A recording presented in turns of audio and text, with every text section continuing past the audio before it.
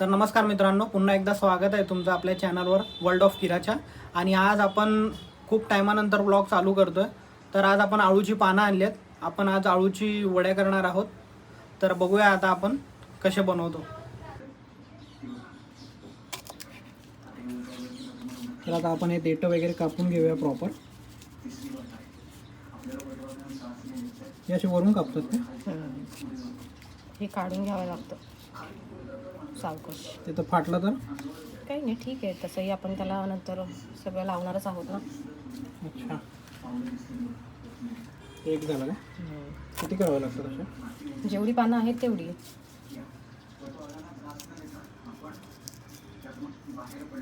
तिथे अर्धच कट झालं. हे पूर्ण असं कट करायचं असं नसतं. आपल्याला कसं त्याची घडी घालायची असते ना. जर हे ताठ देठ असेल तर मग घडी घालायला प्रॉब्लेम होतो. म्हणून ते थोडं थोडं त्याची देठं हे करून घ्यायची. लग्न झाल्यापासून आता फर्स्ट टाइम खाईन. खूपच भारी.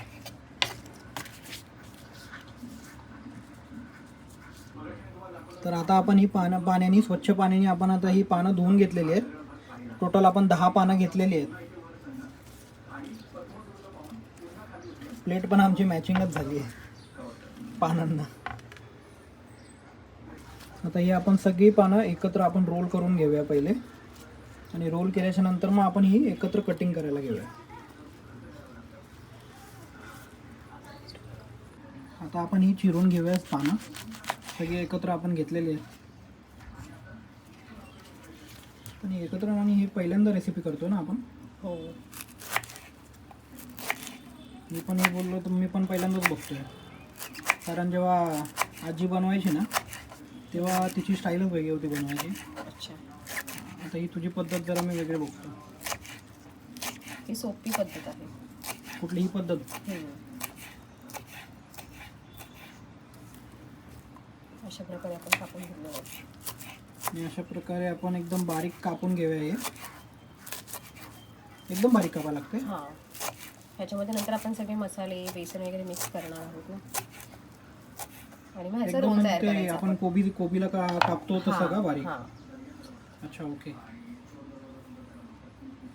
घे.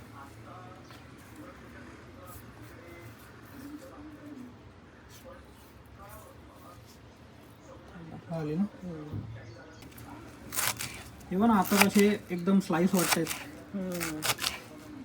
जे आपण नंतर ते फ्राय करतो ना ते आता तसे स्लाइस सारखेच वाटतात.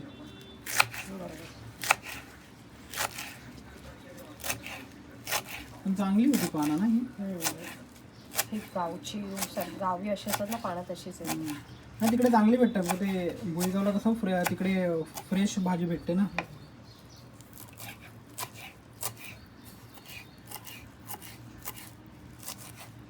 चांगली. आता आपण ह्या भांड्यामध्ये आपण हे टोटल मिश्रण करणार आहोत.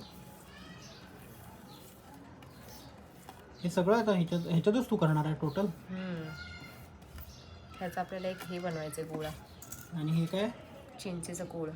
अच्छा, हे आता बनवून घेतलंय. किती टाइम ठेवलं होतं हे? अर्धा तास. अर्धा तास. वा. हे का हळद किती चम्मच? 1 चम्मच हळद. अर्धा चम्मच. अर्धा चम्मच हळद.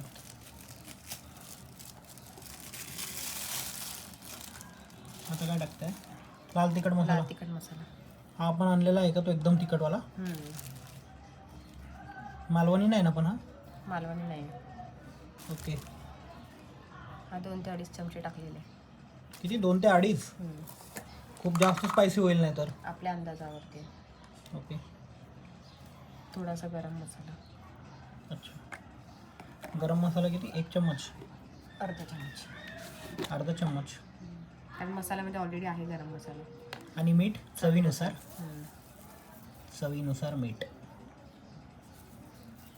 वा, भारी टेक्स्चर दिसतं रे. भारी फ्लेवर दिसतंय.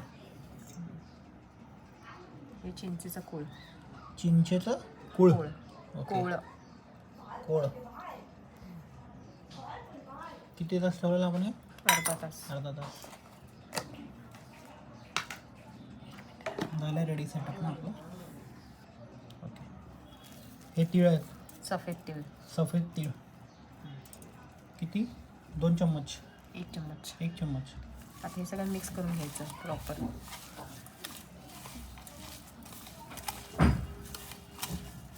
टोटल मिक्स करून घेते सगळं ना आता. आपण हळद टाकली पण हळद पूर्ण अशी दिसतच नाही, लाल मसालाच दिसतो टोटल.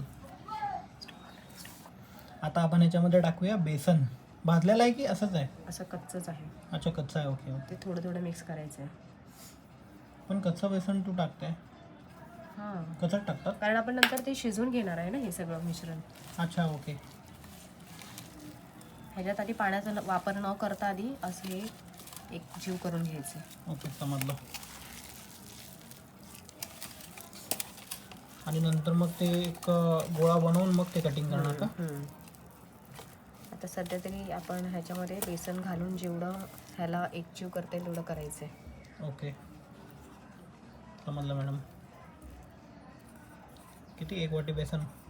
आता तरी 1 वाटी घेतलं आहे आणि शक्यतो लागलं तर अजून घ्यावं लागेल. ठीक आहे. प्रॉपर असं एक गोळा झाला पाहिजे व्यवस्थित ह्याचा एकत्र असं. मला असं वाटतं अजून बेसन लागेल. ह्याच्यात आपण पाण्याचा आधी वापर केलेलाच नाही आहे. अच्छा. पण वाटतंय बघ ना असं पाण्याचा वापर केला ते मला वाटतं पाणी सुटलंय का? चिंचेचं कोळ आपण टाकलंय ना. हां ते चिंचेचं कोळ ना. अजून थोडंसं आपल्याला बेसन याच्यामध्ये ॲड करावं लागेल. परत आपण घेतलं ना अजून 1 वाटी. अशा प्रकारे 2 वाट्या बेसन टाकलेलं आहे. हे असं वाईट वाईट दिसलं नाही पाहिजे. प्रॉपर ह्याच्यामध्ये असं एकजीव झालं पाहिजे बेसन. मसाला आहे तेवढा म्हणजे होईल ते प्रॉपर. असं स्पायसी झालं पाहिजे ना. हो स्पायसी झालं तर पाहिजे. हे कधी टाकणार मग? टाका ना डायरेक्ट. आता आपण हे ॲड करूया आलं लसूण पेस्ट. खरं तर ही स्टेप अगोदर होती. ठीक आहे ना, नंतर ॲड करू त्याच्यात तेवढं. बस 1 चम्मच आले अजून? लसूण पेस्ट. बस बस बस थोडी ॲड करू. बस. ह्याने अळूवडीला फ्लेवर चांगला येतो ह्याच्याने.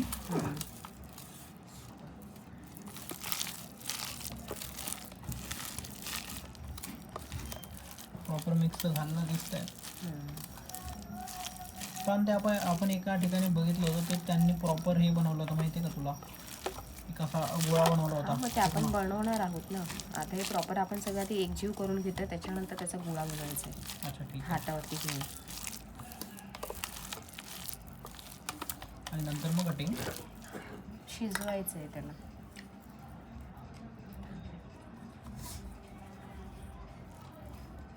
जे उरलेलं आहे बेसन त्याचा वापर.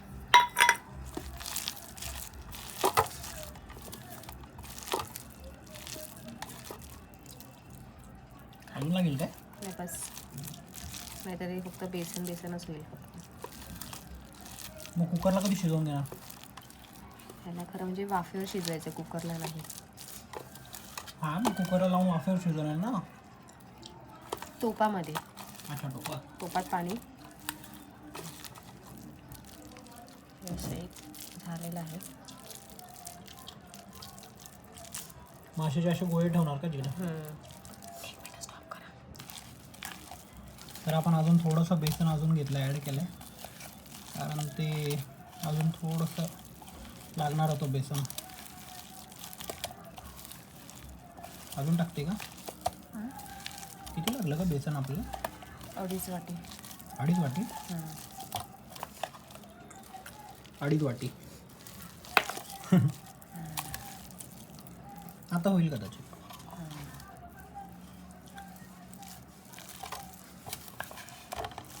त्या दिवशी मी कोबी कापले होते ना तशी आय थिंक सो तो बारीक कापले आहे.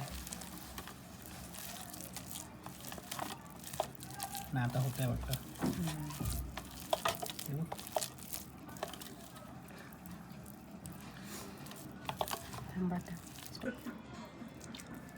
तर आपण असं एक प्रॉपर हे रोल करून घेतलं आहे. आता ह्याला आपण शिजवून घेणार आहोत. आता याला शिजवून घेऊया ना. ओके. तर आपण आता कुकरमध्ये थोडंसं पाणी घेतलं आहे आणि आता आपण ते शिजवायला ठेवूया. या चाळणीवाला आपण थोडंसं तेल लावून घेतलं आहे साईडनी आतून वगैरे आणि प्रॉपर आता आपण ह्याला शिजवून घेऊया. 15 ते 20 मिनटं तरी आपल्याला ह्याला थोडंसं शिजवून घ्यावं लागेल. टेक्स्चर तुम्ही बघा कसं झालं आहे. प्रॉपर सगळीकडून माल मसाला वगैरे लागलेला आहे प्रॉपर. आता याच्यावर आपण एक जड असा तवा ठेवून टाकू म्हणजे चारही साईडनी कुठून हवा बाहेर नाही आली पाहिजे. वाफ चारही साईडून बाहेर नाही आली पाहिजे त्याच्यामुळे आपण ह्याच्यावरती जड असा तवा ठेवला आहे. 15 ते 20 मिनटं तरी आपल्याला ठेवावं लागेल. बघूया आता शिजल्यानंतर तुम्हाला दाखवतो. शिजवून घेतलेला आहे. अशा प्रकारे आपण याला शिजवून घेतलं आहे एक 15 ते 20 मिनटं. आता बघूया थोडंसं थंड झालं ना की मग आपण याला कटिंग करायला घेऊया, कापायला घेऊया. तर आता आपलं रेडी झालं आहे आणि आता आपण एक कटिंग करून घेऊया. शिजलंय ना?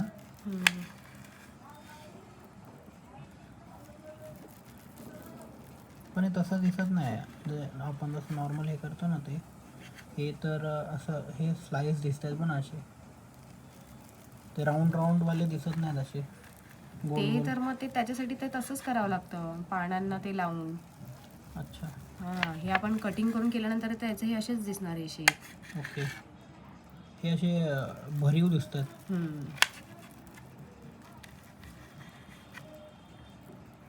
आता बारीक ह्याच्यासाठी कापताय की ते कुरकुरीत झाले पाहिजे ना.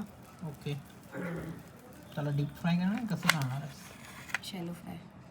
अच्छा ह्याला शॅलो फ्रायच केलं जातं. ओके. किती पीस झाले? पॉज करा ना, पॉज करा. तर आता आपण हे कापून घेतले टोटल 14 स्लाइस आहेत.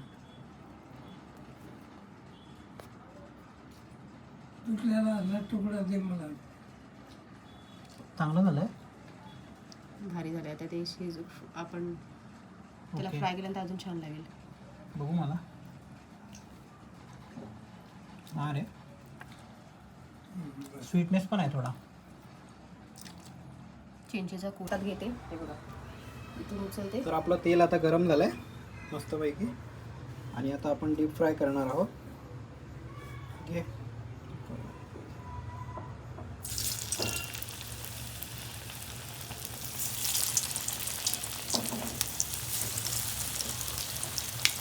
तीन करते. तेल बऱ्यापैकी टाकलं. हां रे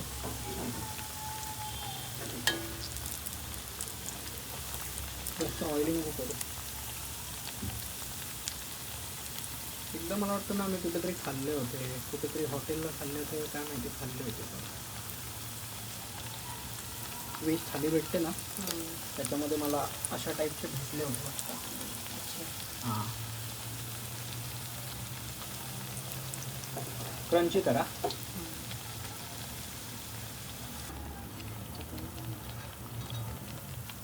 तर आता आपण फ्राय केलं आहे एकदम क्रंची झालेलं दिसत आहे. लाल झालं ना आणि लाल नाही आहे ते तसंच दिसतं. ओके. जरा डीप फ्राय केलंय ना. हां बरोबर. नाही पण दिसतंय मस्त लाल लाल. शिजलेच चांगलं वाटतं. आता गरम आहेत म्हणून नाही तर मी खाल्लं असतं. क्रंची थोडा वेळ टेस्ट करा. अच्छा दिसतंय तर खरं.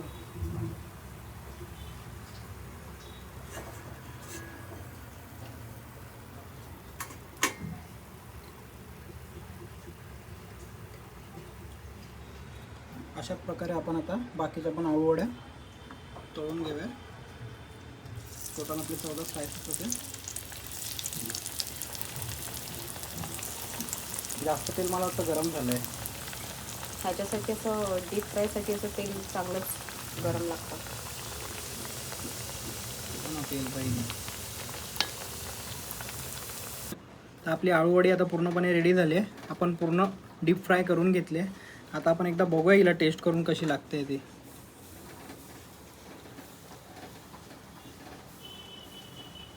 मस्त आली, चांगली आहे. तर तुम्ही पण अशाच प्रकारे घरी आळूवडी करण्याचा ट्राय करा तुम्हाला पण जर आमची रेसिपी जर साधी आणि सोप्या पद्धतीने आम्ही केलेली जर आवडली असेल तर आम्हाला नक्कीच कमेंटमध्ये सांगा आणि आमच्या चॅनलला लाईक शेअर सबस्क्राईब करा. आणि पुन्हा एकदा आम्ही तुम्हाला नवीन एका ब्लॉगमध्ये भेटूया आणि हा ब्लॉग मी इथंच संपवतो. Thank you so much.